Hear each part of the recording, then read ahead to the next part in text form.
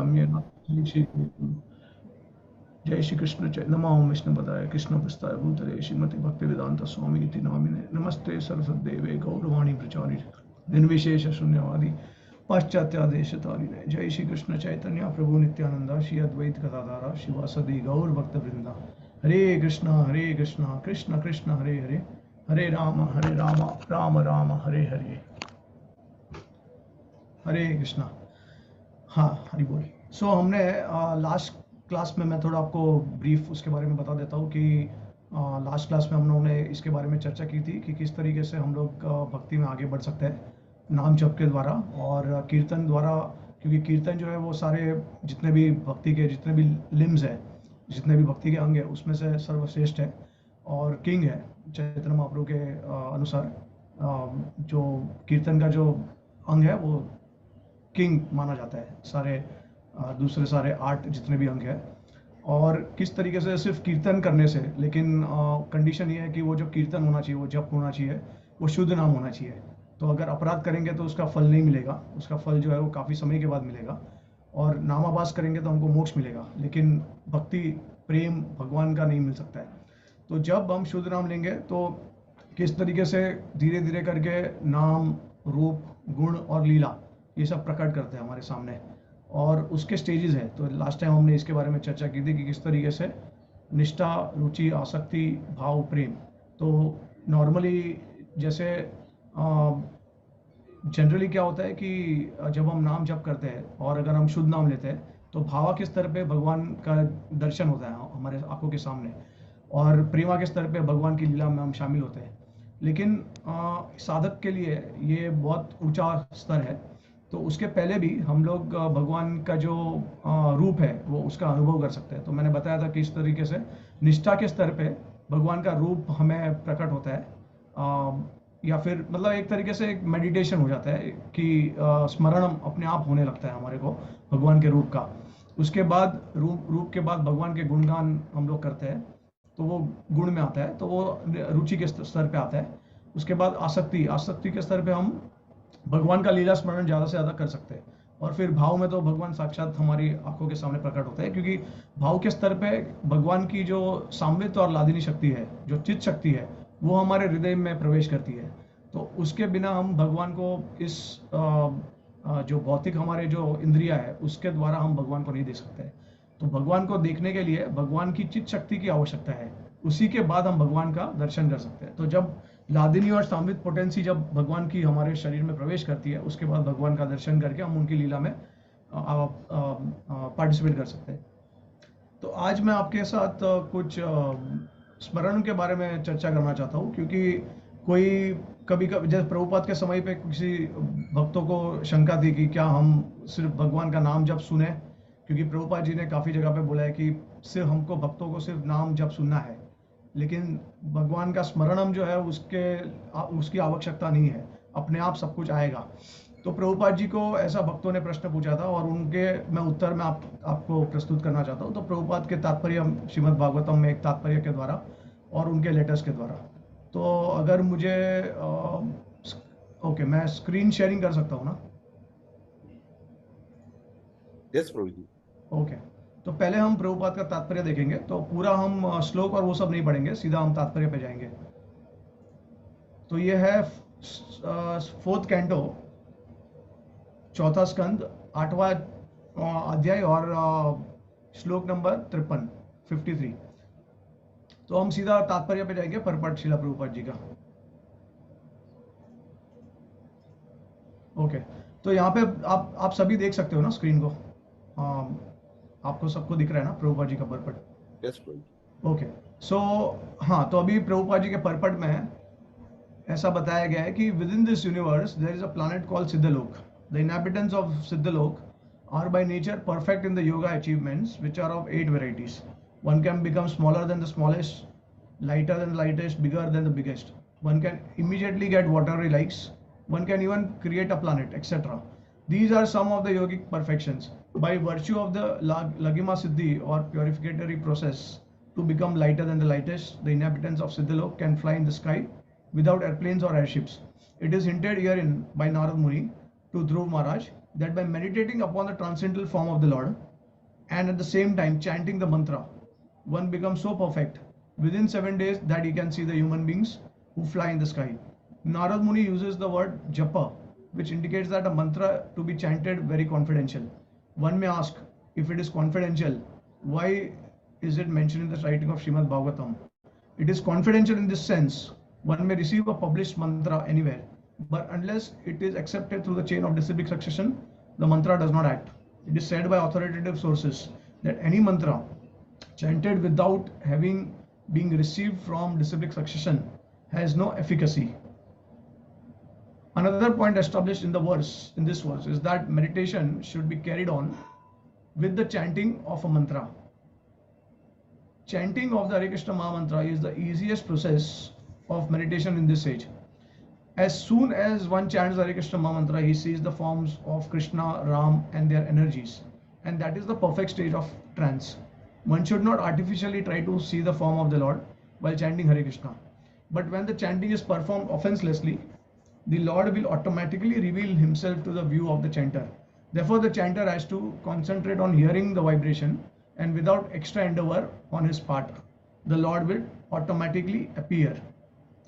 तो अभी ये हमने रेफरेंस देखा है. अब मैं आपको श्री प्रभुपाद जी के लेटर्स में ले चलता हूँ, जहाँ पे प्रभुपाद और कुछ बताते हैं.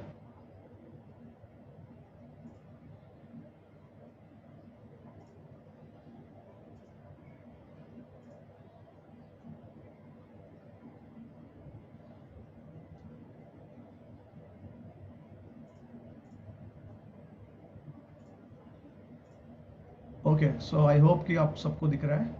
तो ये जो पर्टिकुलर आर्टिकल है हिज होलीनेस जयद्वैत स्वामी महाराज ने कंपाइल किया है, और इसका नाम जो दिया है महाराज ने, what should we think of while chanting. Shri Prabhupada ji ने इसके प्रश्नों के उत्तर दिए यहाँ पे. सो बहुत बार ये प्रश्न उठता है कि क्या हमको सिर्फ नाम सुनना चाहिए और क्या हमको स्मरणम नहीं करना चाहिए. तो यहाँ पे प्रभुपाद जी क्लियर कर देते हैं, क्योंकि अभी तात्पर्य में प्रभुपाद जी दो चीज़ बता रहे हैं, और हम वापस तात्पर्य में जाएंगे, लेकिन अभी पहले ये हम लोग ये पढ़ लेंगे. सो प्रभुपाद जी ने जगदीश प्रभु जी को, प्रभुपाद के शिष्य है, उनको लिखा था, when we chant we must concentrate our mind on the sound vibration, and in that way everything will be revealed one after another, the form, qualities, pastime, etc. of the Lord, and this is the way of cultivating spiritual realization. तो प्रभुपाद जी ने यहाँ पे same चीज़ बोली है जो उन्होंने तात्पर्य में दिया है. अब सेम चीज प्रभुपाद जी ने राधा वल्लभ दास जो उनके शिष्य है उनको भी बताया. ठीक है. अब एक बार जयद्वैत महाराज को किसी ने क्लास में पूछा, उनके क्लास में, कि क्या ये अपराध है कि हम भगवान की लीला के बारे में सोचे, भगवान के बारे में सोचे जप करने के समय. तो महाराज ने उनको आंसर दिया, of course not. I said it's not that we should worry. No, oh no, I have become distracted and thought of Krishna. So उसके बाद थोड़े दिनों के बाद उसके बाद महाराज ने पर्सनली प्रभुपाद जी का उत्तर देखा और उनको कंफर्मेशन मिला उनके आंसर में. तो प्रभुपाद ने उनके लेटर्स में ऐसा बताया है. तो Prabhupada ji wrote, while chanting Hare Krishna, you should always feel the presence of Krishna in person. And as soon as you remember Krishna in person, you can remember also about his talks with Arjun. If you cannot remember Krishna in person, you should try to hear attentively the word Krishna, Hare, as you go on chanting. Okay. और दूसरा फिर उन्होंने और प्रमाण दिया है. तो ये प्रभुपाद जी का दूसरा एक लेटर है, और प्रभुपाद जी ने ये लेटर लिखा है शिवानंद दास को 4 दिसंबर 1968 में. तो यहाँ पे प्रभुपाद जी बता रहे हैं, regarding your first question, is it offensive to chant of Krishna's pastimes while chanting. I think you should know that it is not offensive, but rather it is required. One must try for the point when he simply hears Krishna and immediately all of Krishna, his pastime, form, quality are in his thoughts. So to always be immersed in thoughts of Krishna, this is our process. When we are full in Krishna, then where there can be any chance for Maya in us. So this is our duty to remember Krishna's pastimes. One who cannot remember Krishna, let him always hear Hare Krishna, and then when he has perfected this art, then always he will remember Krishna, his activities, his qualities, etc. और एक प्रमाण श्री प्रभुपाद जी ने यहाँ पे दिया है जादूरानी माता जी के लिए. तो एक बार उन्होंने प्रश्न पूछा था प्रभुपाद को, Shri Prabhupada, you are now sending your Krishna book tapes full with Krishna's sweet pastimes for typing and editing, and I am regularly reading the manuscripts. Should I meditate on the pastimes I have just been reading about, or should I meditate on transcendental instructions, or should I think of Krishna's form, or on his instructions to Arjuna in Bhagavad Gita, or should I just try to blank out all the thoughts and just hear? तो प्रभुपाद जी ने उसके उत्तर में लिखा, regarding Jadurani's question, hearing the vibration of Hare Krishna automatically reminds one of Krishna's pastimes. So both of them arise simultaneously in the mind when one is sincerely chanting. So you cannot make any distinction between listening to the sound and thinking of the pastimes. But the process is to hear, and then Krishna's pastime, form, qualities, etc. will automatically come to the mind. That is very nice. तो ये एक प्रभुपाद जी ने share किया है, और एक जगह पे प्रभुपाद जी ने ये बताया है कि किस तरीके से अगर हमको भगवान की लीला का स्मरण होता है या भगवान का भी स्मरण होता है तो वो बहुत अच्छी बात है और वो होना चाहिए। तो अभी हम देख सकते हैं कि यहाँ पे एक जगह पे श्रीला प्रभुपाद जी ने भागवतम के तात्पर्य में ऐसा कहा है कि हमको आर्टिफिशियली करने की जरूरत नहीं है, और लेटर में उन्होंने क्लैरिफाई किया है पॉइंट कि आर्टिफिशियली कब तक करने की जरूरत नहीं है, जब तक हम तैयार नहीं है उसके लिए। लेकिन अगर नेचुरली अगर हमको भगवान का स्मरण होता है तो वो बहुत अच्छी बात है। तो गोल ये है, तो अगर हमको, तो एक लिटमस टेस्ट ये है जब हमें एडवांस होने का, कि अगर नाम में अगर हमको रुचि चाहिए किस तरह समझ सकते हैं, तो नाम में रुचि कभी होगा जब हम धीरे धीरे करके भगवान के गुणों में और रुचि होगा, और हमको अट्रैक्शन आएगा, भगवान के लीला में और अट्रैक्शन आएगा, और उसके बाद ऑटोमेटिकली जब हम नाम जप करेंगे तो भगवान का रूप, गुण, लीला सब एक साथ प्रस्तुत होंगे हमारे सामने। तो ये जैसे कि मैंने आपको बताया कि इतना आसान नहीं है, क्योंकि जब तक आप निष्ठा के स्तर पे नहीं आओगे तब तक तो भगवान का नाम भी आप नहीं सुन सकते हो ठीक से, और उसके बाद रुचि के स्तर पे आने के बाद ही आपको भगवान के गुण का अनुभव होगा, और फिर लीला का, मतलब ये नेचुरल प्रोसेस, ऑटोमेटिक प्रोसेस है। सो अभी देखिए ऐसा है कि बहुत सारे भक्त जो होते हैं वो बहुत सारा जप भी करते हैं, जैसे कभी कभी फेस्टिवल होता है या फिर कोई अपीयरेंस डिसअपीयरेंस डे होता है आचार्यों का, तो हम ज़्यादा नाम जप करते हैं।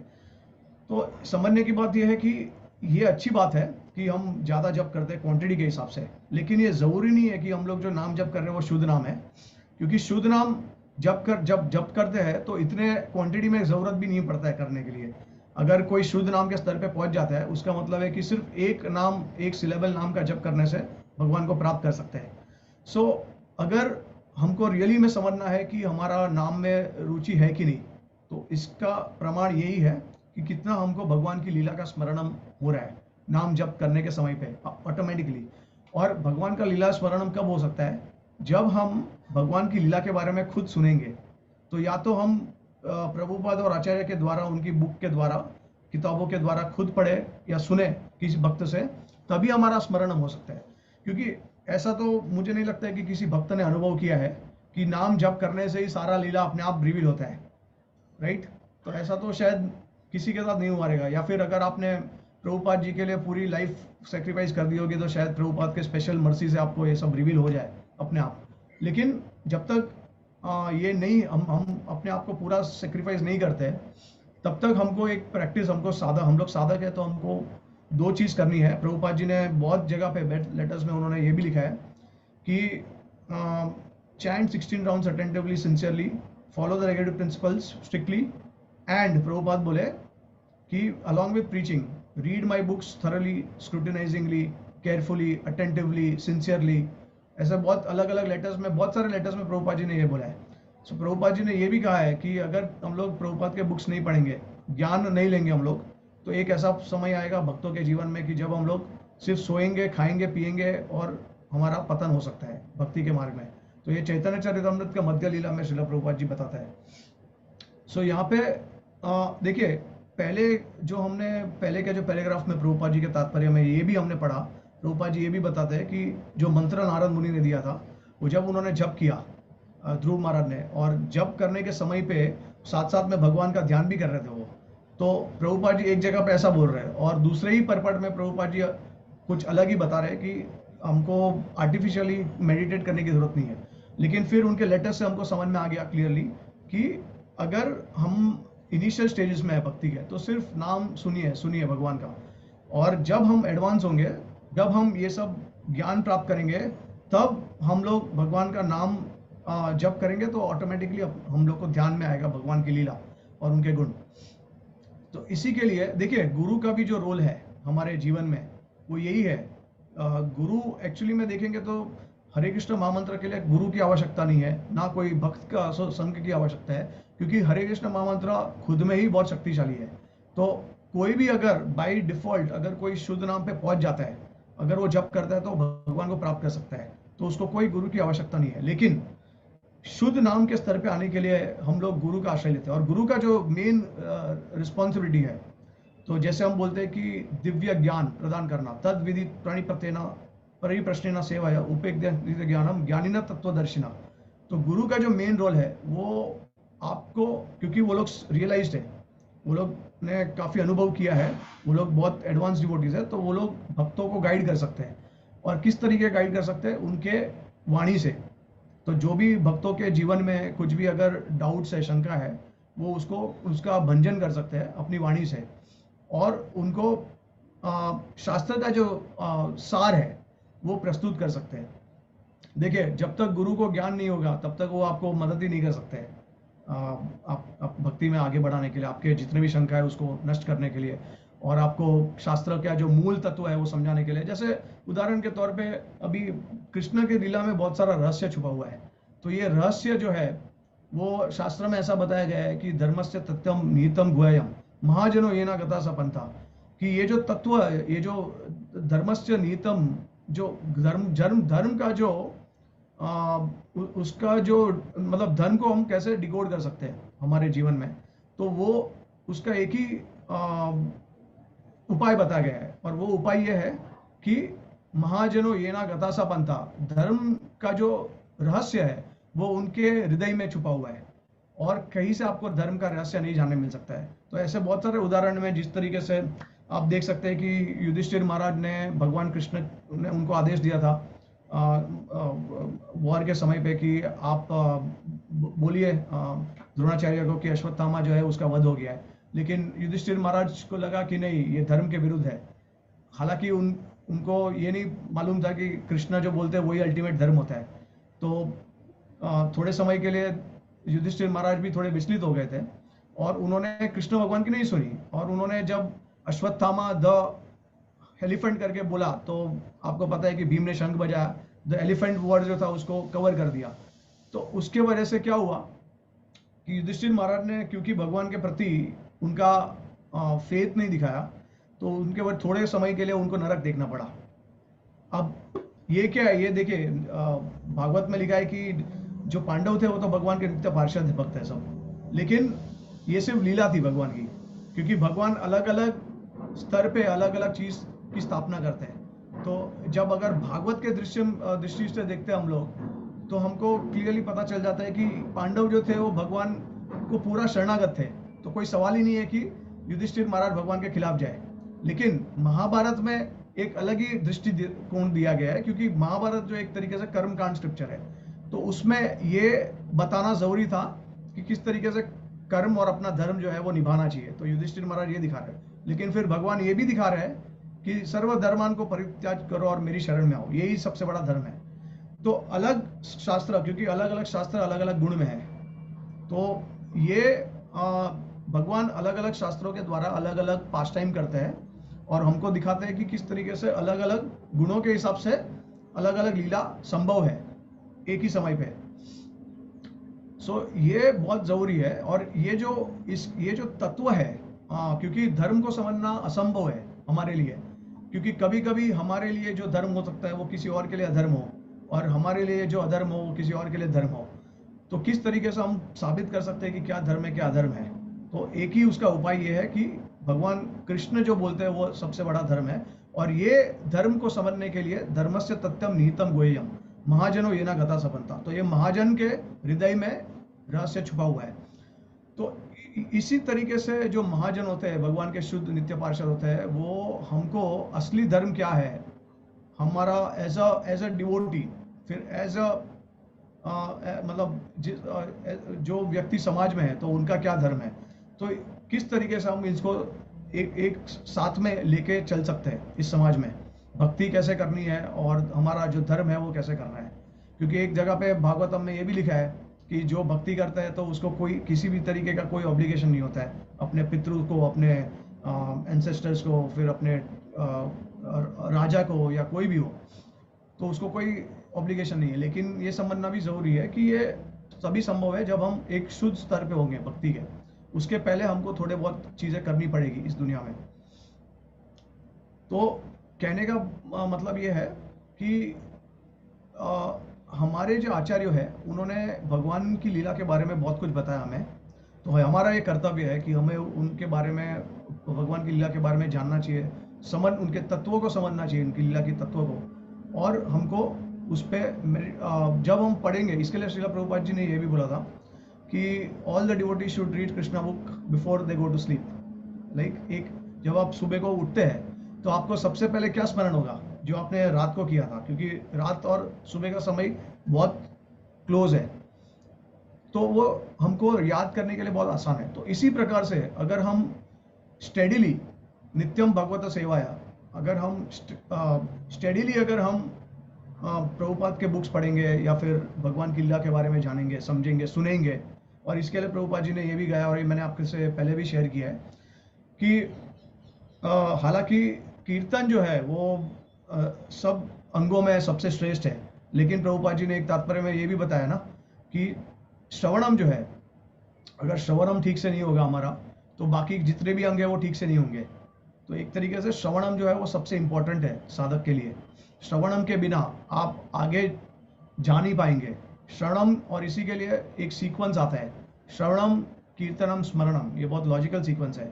अगर श्रवणम करोगे ठीक से तभी ही भगवान का कीर्तन गुणगान कर सकते हैं, और अगर कीर्तन अगर नहीं किया तो स्मरणम भी नहीं हो सकता है। क्योंकि कलयुग में श्रील जीव गोस्वामी बताते हैं कि जितने भी हम भक्ति के अंग करते हैं, चाहे वो डीटी वर्शिप हो या फिर टेम्पल क्लीनिंग हो या फिर किसी प्रकार का सेवा हो, जब तक हम भगवान का नाम साथ में नहीं लेंगे ये सब करने के बाद, तब तक कलयुग में उसका प्रभाव बहुत कम होगा। तो कलयुग में हरे नाम हरे नाम हरे नाम एव केवलम, every activity should be assisted by chanting of the Hare Krishna mahamantra, ऐसे जीव गोस्वामी बताते हैं। और ये तभी संभव हो सकता है जब कीर्तन जब हम करते हैं, तो अब कीर्तन भी जो है वो कौन से भावना से करना चाहिए, वो एक शुद्ध भावना से होना चाहिए। हमारी जितनी भी इच्छा है, फिर जिस प्रकार से हम लोग सेवा करते हैं भक्तों की, भगवान की, तो वो कैसे करनी चाहिए, तो ये सब हमको पता होना चाहिए। तभी जाके हम लोग भगवान का नाम जो है वो शुद्ध भाव से ले सकते हैं और प्रॉपर कॉन्शियसनेस से ले सकते हैं हम लोग। तो ये सारी चीज़ बहुत इंपॉर्टेंट है, एक दूसरे से जुड़ा हुआ है। और जैसे कि मैंने ये भी बताया था आपको पिछले समय कि जो दूसरे 4 जो अंग है जो रूप गोस्वामी ने जो दिए हैं 5 सबसे श्रेष्ठ अंग, तो उसमें से नाम को छोड़ के भक्तों का संग, उसके बाद धाम में वास, फिर डीटी वर्शिप और तुलसी की पूजा,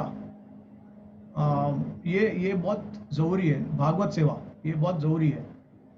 तो इसके बिना आपको नाम में रुचि आना बहुत मुश्किल है। और हालांकि कीर्तन से सब कुछ आपको मिल सकता है, लेकिन जब तक हम अपराध के साथ करते हैं तब तक उसका इफेक्ट जो है वो बहुत समय के बाद हमको मिलेगा। ये बहुत ज़रूरी है कि हम निष्ठा के साथ जितने भी भगवान के जितने भी दूसरे अंग है, जो भक्ति के जो अंग है, वो हम साथ साथ में करते रहें। और इसी के लिए हमारे आचार्यों ने हमको मूर्ति की पूजा के लिए भी बताया है।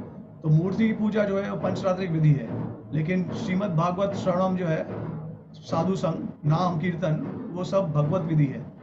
तो और दूसरा एक चीज़ प्रभुपाद जी ने ये भी बताया है, उन्होंने यहाँ पे एक भी चीज़ बताई है कि मंत्र उसको जप करने के लिए पहली बात तो है कि मंत्र जो है वो गुह्यम है, वो it's a secret, it is not open for everyone, सबके लिए नहीं है वो।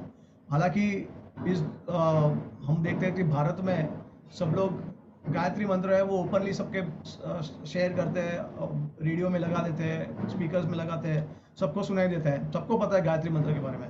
लेकिन प्रभुपाद जी यहाँ पे क्लियरली बोल रहे हैं, पहली बात तो गायत्री मंत्र जो है वो एक कॉन्फिडेंशियल मंत्र है, तो सीक्रेट मंत्र, तो प्रभुपाद जी यहाँ पे उसका आंसर भी दे देते हैं कि मंत्र जो होता है वो कॉन्फिडेंशियल रहता है और उसका इफेक्ट तभी मिल सकता है हमको जब हम उसको एक परंपरा में गुरु के द्वारा दिया गया हुआ मंत्र है, हम लोग उसको जप करें। अगर वो हमको मंत्र नहीं मिलता है गुरु के द्वारा परंपरा में, तो उसका कोई प्रभाव नहीं है। तो हमारे आचार्य भी पद्म पुराण से कोट करते हैं, संप्रदाय बिना निष्फल तुम मत। तो ये जो संप्रदाय के बिना जो मंत्र हमको दिया जाता है वो निष्फल होता है।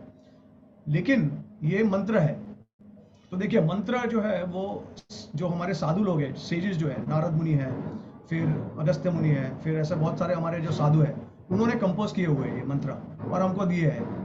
तो प्रॉपर ग्रामेटिकल स्ट्रक्चर में दिए उन्होंने, और वो जब हम कॉन्फिडेंशियली जब करेंगे तब परंपरा में, तभी उसका प्रभाव होगा। लेकिन हरे कृष्ण महामंत्र है वो महामंत्र है, क्योंकि वो जो हरे कृष्ण है उसमें सिर्फ भगवान के नाम है, उसमें ओम नमः स्वाहा ये सब कुछ नहीं है।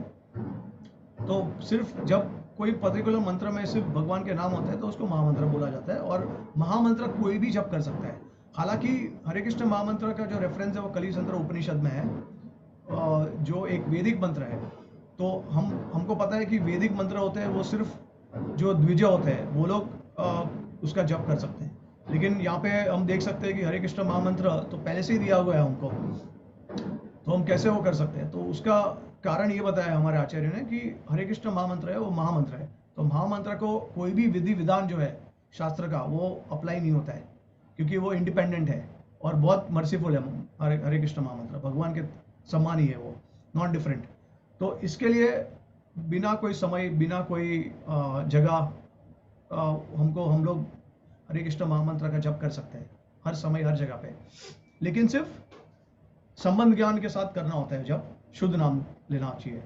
तो इसी के साथ मैं हमारे कथा को विराम दूंगा, और कोई भक्त को अगर कुछ प्रश्न है या टिप्पणी है तो बता सकते हैं। धन्यवाद, थैंक यू सो मच, आपने मुझे इस सेवा का अवसर दिया। हरे कृष्णा।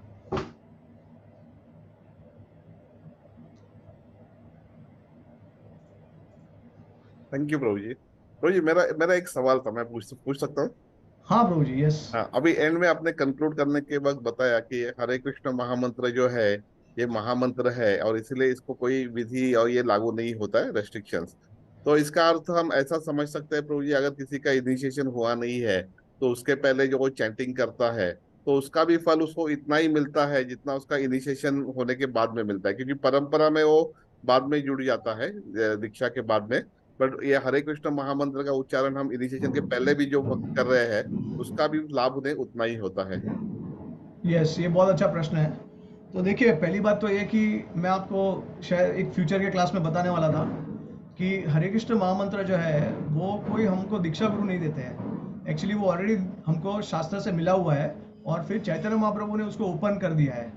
ठीक है, तो एक्चुअली में देखेंगे तो चैतन्य महाप्रभु के लीला के समय पे जो उनके पार्षद थे उनको हरे कृष्ण महामंत्र दीक्षा गुरु ने नहीं दिया था, उनको शिक्षा गुरु से मिला था। तो नाम के साथ शिक्षा जाता है, नाम और शिक्षा। तो शिक्षा मतलब संबंध ज्ञान। तो जब संबंध ज्ञान होता है तो हम नाम जब शुद्ध भावना से कर सकते हैं। लेकिन अगर संबंध ज्ञान नहीं होता है तो नाम जब जो हम करते हैं वो ज़्यादातर नामाभास में होता है या नाम अपराध में होता है। तो अगर कोई भक्त जो है, तो जैसे मैंने आपको बताया कि हरे कृष्ण महामंत्र जप करने के लिए या उसका प्रभाव के लिए कोई भी गुरु की आवश्यकता नहीं है, ना कोई विधि विधान की आवश्यकता है, बराबर। तो गुरु के बिना भी हम भगवान के धाम में जा सकते हैं। लेकिन अगर हम ये सोचते हैं, अगर कोई भक्त ऐसा सोचता है कि क्योंकि हरे कृष्ण महामंत्र जो नाम है भगवान का वो इतना शक्तिशाली है कि गुरु के बिना भी हम लोग जा सकते हैं, तो हम लोग गुरु के बिना उसका जप करेंगे, तो वो एक नाम अपराध है। तो ऐसा सोचना नाम अपराध हो जाता है। तो वो उस तरीके का अगर भावना है तो वो नहीं जा सकते भगवान के धाम में, और उनको बहुत समय तक उसका प्रभाव नहीं मिलेगा। लेकिन कोई भक्त दीक्षा के पहले नाम बहुत सिंसियरली जप करते हैं, और ये भावना के साथ कि मुझे आगे जाके कोई गुरु की शरण लेनी है, उनसे ज्ञान प्राप्त करना है। ठीक है, अब शिक्षा गुरु तो है ही हमारे, ऐसा नहीं है कि दीक्षा गुरु की आवश्यकता है। इसके लिए जैसे हम बोलते हैं कि हरे कृष्ण माँ holy name and shiksha, these two things are required to for us to go back to God. हमको दीक्षा की भी जरूरत नहीं है एक्चुअली, सेकंड इनिशिएशन। अभी दीक्षा का मतलब यहाँ पे देखिए, ये प्रभुपाद जी और भक्तिसिद्धांत ठाकुर ने उसको डिवाइड किया है, लेकिन आइडियली टेक्निकली शास्त्र के अनुसार फर्स्ट इनिशिएशन करके कुछ है ही नहीं, कुछ होता ही नहीं है, क्योंकि हरे कृष्ण महामंत्र तो ऑलरेडी मिल गया है। तो फर्स्ट इनिशिएशन में क्या होता है? फर्स्ट इनिशिएशन में गुरु सिर्फ हमारे जो हरे कृष्ण महामंत्र जो जप करते हैं उसको एम्पावरमेंट ज़्यादा मिल जाता है, क्योंकि वो ऑफिशियली परंपरा से हम कनेक्ट हो जाते हैं, तो नाम में एम्पावरमेंट हो जाता है थोड़ा उनके कृपा से, ऑफिशियली हमको रिकग्निशन मिल जाता है कि हम जुड़ गए परंपरा से। That's the only thing. But उसके बिना अगर कोई हरे कृष्ण महामंत्र सिंसियरली चैंट करते हैं ये इंटेंशन के साथ कि हम मेरे को आगे जाके गुरु का आश्रय लेना है, और ये जरूरी नहीं है कि वो दीक्षा गुरु के, देखिए हम जब भी गुरु के बारे में बोलते हैं तो भक्तों को लगता है कि दीक्षा गुरु पहले, सबसे पहले दीक्षा गुरु का याद आता है, लेकिन चैतन्य चरितमृत में कृष्णदास कविराज गोस्वामी ने बहुत क्लियरली बता दिया है कि दीक्षा एंड शिक्षा गुरु में कोई अंतर नहीं है। अगर कोई भेदभाव करता है तो उसका पतन होता है। तो पहले तो ये समझना जरूरी है कि शिक्षा गुरु सफिशिएंट है हमारे लिए। अगर हम दीक्षा नहीं ले पाते हैं, लेकिन शिक्षा अगर ले रहे हैं, शरणागत हो रहे हैं गुरु को शिक्षा के द्वारा, ठीक है। अब हम देखते हैं इस्कॉन में भी जो हमारा संप्रदाय है वो शिक्षा संप्रदाय है, इट इज नॉट दीक्षा संप्रदाय, राइट। भक्तिविनोद ठाकुर के गुरु जो है और गौर किशोर दास बाबा जी के गुरु जो है, देखिए गौर किशोर दास बाबा जी के गुरु कौन बताए?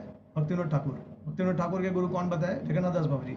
ये दोनों शिक्षा गुरु है, ये उनके दीक्षा गुरु नहीं है। भक्तिविनोद ठाकुर के दीक्षा गुरु विपिन बिहारी गोस्वामी है, और गौर किशोर दास बाबा जी के उनका क्या नाम था? भगवत दास बाबा जी, ठीक है। तो भक्तिविनोद ठाकुर उनके शिक्षा गुरु है। तो हमारा जो संप्रदाय और जो भगवत विधि जो है वो शिक्षा पे आधार है, तो शिक्षा पे चलता है सब। So shiksha is the most prominent factor for us to go back to God and the holy name. So Chaitanya Mahaprabhu की असीम कृपा की वजह से हमको ऑलरेडी हम नाम ले रहे हैं भगवान का। तो ऐसा तो नहीं है कि हमको पहले इनिशिएशन के समय पे हरे कृष्ण महामंत्र मिला है, कभी हम जानते ही नहीं थे। नहीं, हमको हरे कृष्ण महामंत्र भक्तों से भी मिला है, जो लोग नाम संकीर्तन करते हैं रास्ते पे, तो उनके द्वारा हमने सुन लिया है, या मंदिर में जाने के बाद सुन लिया है। तो पहले ही हमको मिल गया है वो महामंत्र। चैतन्य महाप्रभु ने जब ऑर्डर आदेश दिया कि सबको बांट लो हरे कृष्ण महामंत्र, तो हमको उनके आदेश से सब भक्त लोग बांट रहे हैं और हमको मिल गया है। तो ये अंतर है, तो ये समझना बहुत जरूरी है कि अपराध नहीं होना चाहिए। अपराध नहीं है तो हम भगवान के धाम में जा सकते हैं। थैंक यू प्रभु, बहुत thank you Prabhu, thank you for the clarification. Thank you. और किसी को टिप्पणी या प्रश्न है?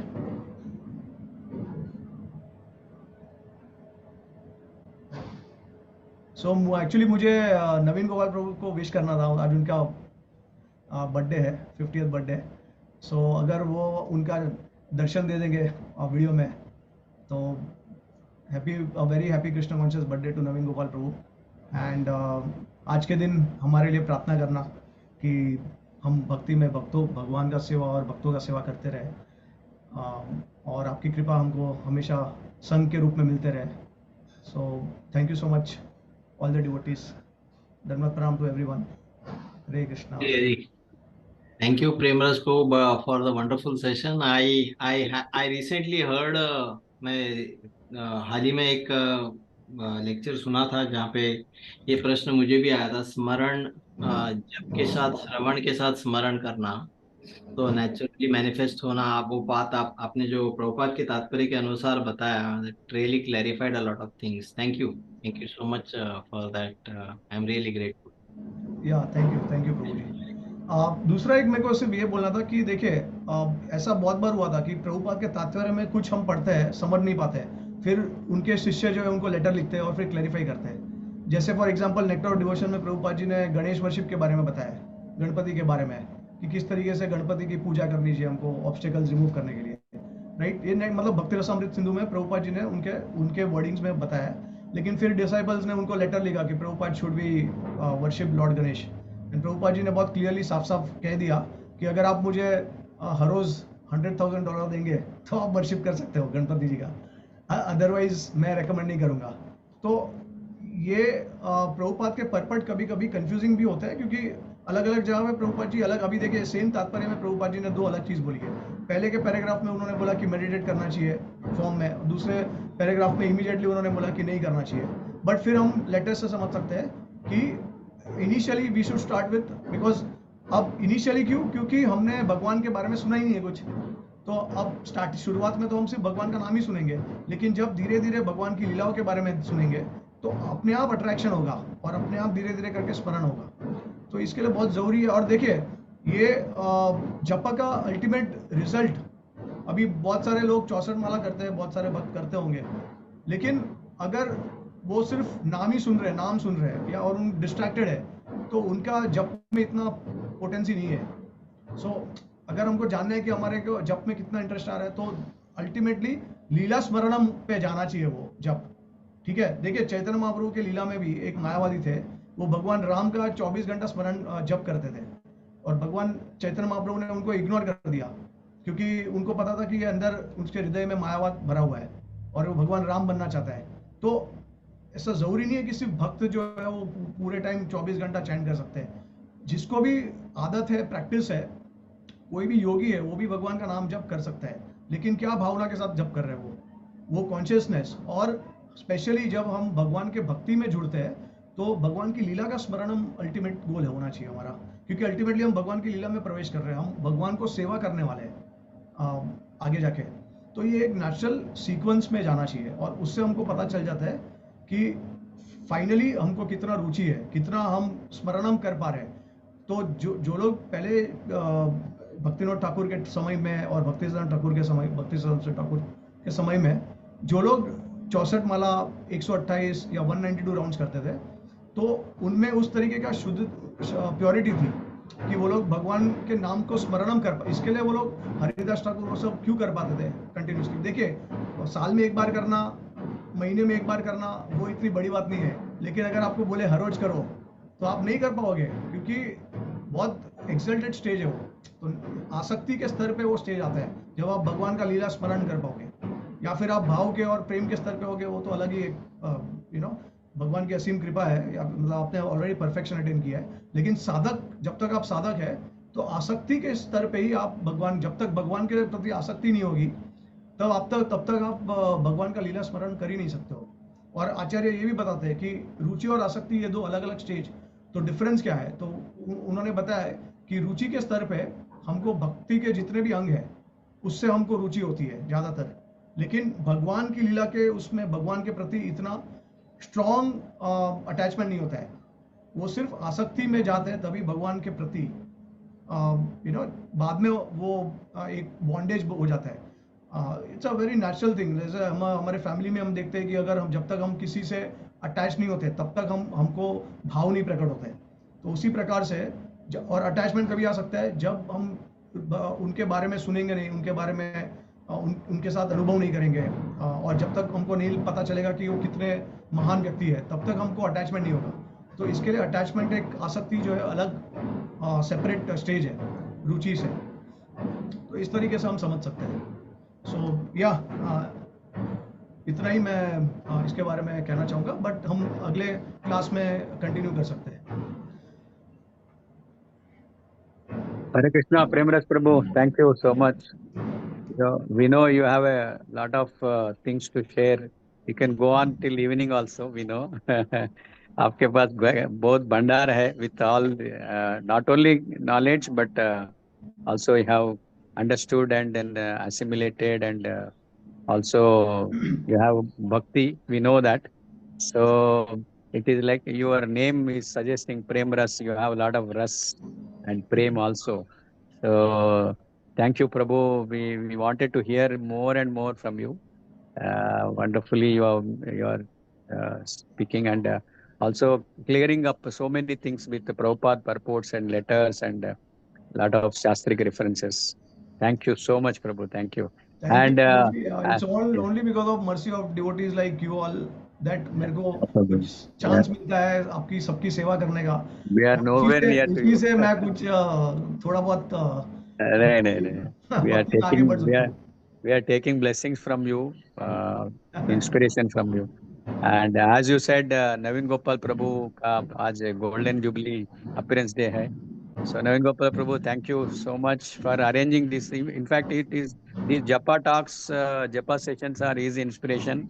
He has started, and we are all getting benefited week by week. So many devotees how Vijayagan Prabhu is taking care of this and then so nicely. So Naveen Gopal Prabhu, thank you so much and wish you many, many happy Krishna conscious birthdays, and you spread this more and more to more people connect to Krishna.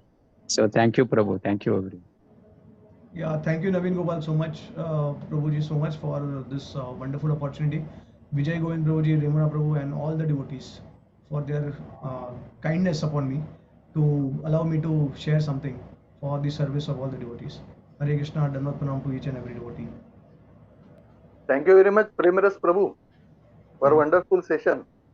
Thank you, thank you. And as rightly said by Remuna Prabhu, you have so much Shastric knowledge and you want to share.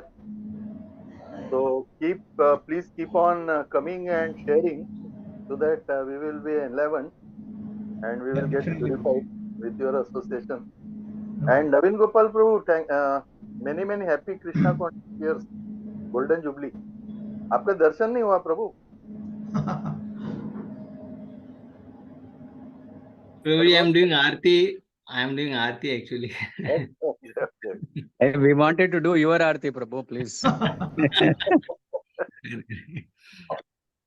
Yes, says Ramana Prabhu, true, very true. Naveen Gopal Prabhu ji, many happy Krishna conscious birthday. अभी भगवान को देखना है आरती करते वक्त कि आपको देखना है प्रभु? I seek all your blessings. With blessings You worship Krishna. No, you worship Krishna, we worship you. We wanted to worship you. That is a simple thing. You are more worshipable than Lord for us. We don't know Krishna, we only know devotees of We know you. Yeah. You all are my worshipable masters. My Vaishnava Thakur. You are all your servants. That's Thank you, आज के Prabhu दिन ji, for आपका है. wonderful class, Prabhu ji. Thank you so much. Thank you, Premaras Prabhu. Thank you, Premaras Prabhu. Once again, Thank you. wonderful, very nice. Very good. Hare All Krishna. Thank you, Prabhuji, for such a wonderful class. Naveen Gopal Prabhuji, wish you many happy Krishna conscious birthday. Hari Bol.